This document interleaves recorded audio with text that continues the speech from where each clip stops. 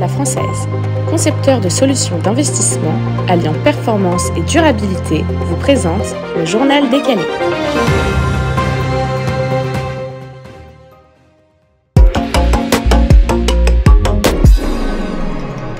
Jean-François, j'ai besoin de votre aide. Je ne comprends plus comment faire du bien avec mon épargne. Bruno Le Maire a annoncé très récemment un durcissement qui semble très clair du label ISR. À partir de 2025, les fonds utilisant le label ISR français ne pourront plus investir dans des entreprises impliquées dans de nouveaux projets liés à l'exploration, l'exploitation ou le raffinage de combustibles fossiles conventionnels ou non conventionnels. Si on applique à la lettre, il y a en gros 1200 fonds labellisés ISR en France, 45% d'entre eux ne pourront plus être labellisés ISR. Si on regarde encore plus loin, Total Énergie, ISR, pas très clair, mais en tout cas, 1,6% de son capital est aujourd'hui détenu par des fonds ISR. Qu'est-ce qui va se passer? Est-ce que le nombre de fonds va vraiment y diviser par deux? Est-ce que du coup, ça va impacter mon épargne? C'est pas bien clair et c'est bien compliqué de répondre. Parce que quand on regarde dans les détails, en fait, on a très peu d'infos. Bruno Le Maire a fait cette annonce, mais la description, elle est très vague, elle est très imprécise. Donc, il va falloir attendre la publication des critères finaux. Vous avez compris, l'ISR, j'y comprends rien. Du coup, je me dis, j'ai ma petite épargne, je suis sauvé. Le livret A, ça rapporte, je fonce sur le livret A. Eh ben non, ça marche pas. Lui aussi, il change. Il est désormais prévu que les ressources du livret d'épargne et du livret de développement durable et solidaire puissent financer des entreprises, notamment petites et moyennes, de l'industrie de la défense française. Est-ce que je veux financer des armes avec mon épargne? Finalement, est-ce que avoir une épargne 100% sans armes, 100% écologique, etc., ça permet de rapporter de l'argent? J'en suis pas convaincu. Cela dit, sur le sujet du livret, c'est assez drôle parce que le ministre a été contre la mesure et finalement a fini par l'accepter sous prétexte que c'était pas de l'argent qui était centralisé à la Caisse des dépôts qui était utilisé, mais en fait c'était sur le quota de l'argent qui n'était pas centralisé chez les banquiers. Cela dit, moi tout ça, ça me fait rire parce que c'est quand même des grosses réflexions sur comment flécher l'épargne. Ça serait peut-être tout simplement bien qu'on dise où va l'épargne et puis les gens ils prennent ce qu'ils ont envie de prendre en fonction de ce qu'ils pensent et ça serait beaucoup moins dirigiste et beaucoup plus correspondant aux besoins des gens. Je suis bien d'accord avec vous, et pour continuer là-dedans, c'est aussi bien d'avoir de l'épargne qui rapporte. Et finalement, qu'est-ce qu'on regarde? On regarde quand même la perspective de gain. Je parlais du livret A, mais 4%, ça me plaît. Un produit très à la mode, les fonds en euros, placement sans risque, parfait pour le bon père de famille que je suis. J'ai un nouvel ami, Jean-François, c'est l'ACPR. Pourquoi? Parce que l'ACPR encourage fortement les assureurs à redistribuer progressivement les provisions pour participation aux bénéfices des épargnants.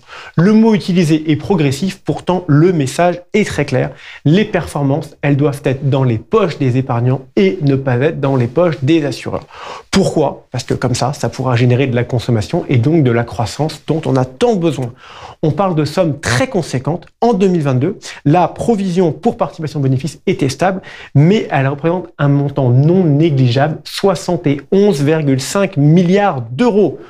Petit problème, il y a de grandes disparités de réserves entre les différents assureurs et les banques assureurs, donc ça risque d'avoir un certain impact sur les taux des fonds en euros. On en parlera certainement dès début 2024. Alors Georges, puisque vous avez été très très vigilant sur le poids des mots, à défaut du choc des photos, le poids des mots, lors de la conférence du contrôle de l'ACPR, Jean-Paul Faugère, qui est le vice-président de cette autorité, a déclaré concernant les réserves, son fléchage exclusif vers une partie de la clientèle de l'assureur, par exemple voulant privilégier les porteurs d'UC, comporterait un biais contestable.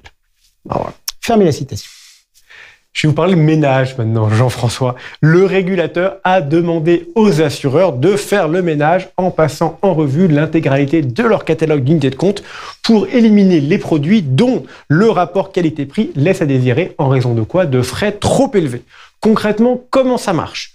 Toutes les compagnies d'assurance doivent, d'ici à fin 2023, puis chaque année, réaliser la revue de l'ensemble de leur unité de compte, d'aller comparer les frais pratiqués pour ces dernières aux frais pratiqués par des unités de compte de référence et de voir la moyenne et de se dire finalement pour un risque comparable, quels sont les frais.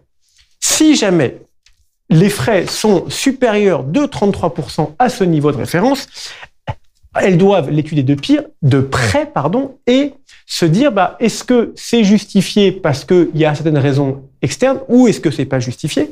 Si c'est pas justifié, deux possibilités. Soit on arrête de la commercialiser, on arrête donc juste la nouvelle collecte, soit on arrête carrément de la commercialiser. Donc là, on la sort du contrat.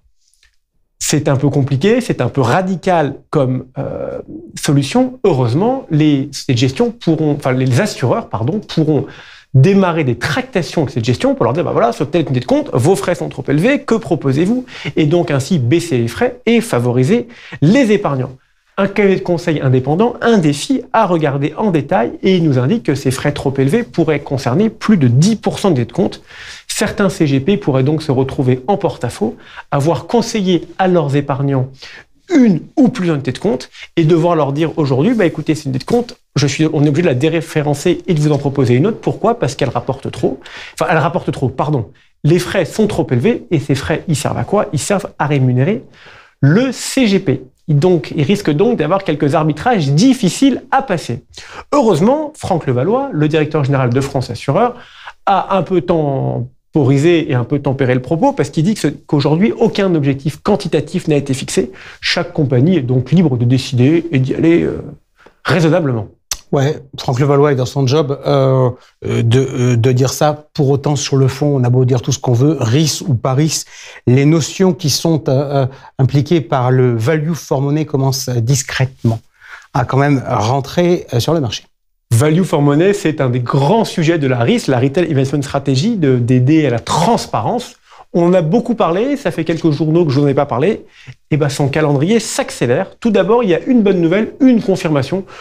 L'interdiction des commissions, elle est franchement oubliée ou à 99,9%. Pourquoi? Parce qu'elle n'est plus que soutenue par certains députés qui sont minoritaires. Mais il reste quand même de très nombreux sujets en négociation, des sujets très importants pour les CGP.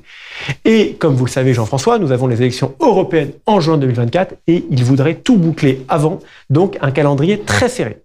Les différentes associations de CGP vont donc devoir faire beaucoup de lobbying et certainement quelques allers-retours à Bruxelles. Pour parler de quoi? Principalement parler de 4 sujets. Premièrement, la manière de se présenter à ses clients. Comment est-ce qu'un CGP peut se présenter à ses clients? Deuxièmement, la liberté de proposer les produits les plus adéquats à ses clients.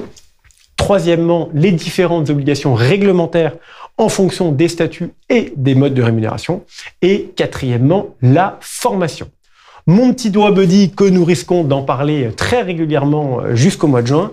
Et mon petit doigt me dit aussi que le calendrier est très serré et que c'est pas gagné que ça soit bouclé avant les élections. Merci beaucoup, Georges. Et moi, mon petit doigt me dit que maintenant, on passe à notre débat sur la pierre papier.